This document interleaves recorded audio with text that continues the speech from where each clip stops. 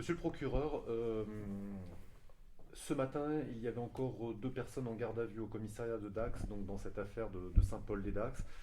L'une d'entre elles a été libérée.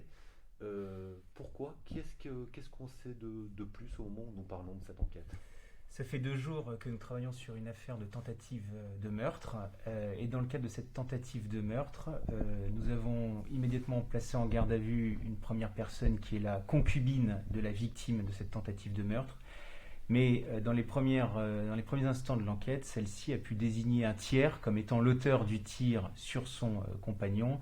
Et de fait, nous sommes aussi allés interpeller l'individu qui avait été mis en cause pour essayer de savoir ce qui s'était précisément produit. Alors la compagne s'est rétractée dans ses déclarations, dans ses dernières déclarations. Elle n'accuse plus cette tierce personne. Après avoir dans un premier temps indiqué qu'un tiers était à l'origine du coup de feu sur son compagnon, cette personne s'est rétractée devant les fonctionnaires de police en expliquant que son compagnon s'était infligé cette blessure à lui-même dans le cadre de ce qui semble être, d'après ses déclarations, une tentative de suicide. Une piste sur laquelle travaillent les enquêteurs, c'est la dispute familiale sur fond d'alcoolisation.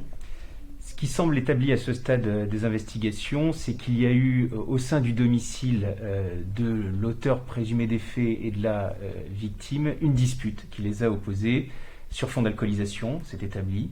Et dans le cadre de ces disputes, d'après les déclarations de la mise en cause, c'est dans le cadre de ces disputes que son compagnon aurait fait feu sur sa personne, donc aurait tenté de mettre fin à ses jours avec une arme à feu dont il disposait au domicile. Il se pourrait que la compagne soit l'auteur du coup de feu, parce qu'aujourd'hui il y a beaucoup encore de zones d'ombre, mais c'est une piste qui est encore sur la table. Oui, à ce stade, après 48 heures d'investigation, il y a plusieurs hypothèses qui sont envisageables. La première hypothèse, c'est celle évoquée par la personne mise en cause, à savoir cette tentative de suicide de la victime. Deuxième hypothèse, c'est éventuellement que ce soit la personne mise en cause qui soit à l'origine du coup de feu. Et dernière hypothèse, pourquoi pas, puisque c'est une piste qui a été investiguée, qu'un tiers soit aussi mis en cause dans les faits qui nous intéressent. Ce que l'on a décidé de faire, c'est de solliciter une ouverture d'informations judiciaires criminelles, donc la saisine d'un juge d'instruction pour continuer à enquêter sur ce dossier. Et on considère que contre la concubine, on dispose d'indices graves et concordants qui nous permettent de supposer à ce stade qu'elle pourrait être à l'origine de la blessure infligée à son compagnon.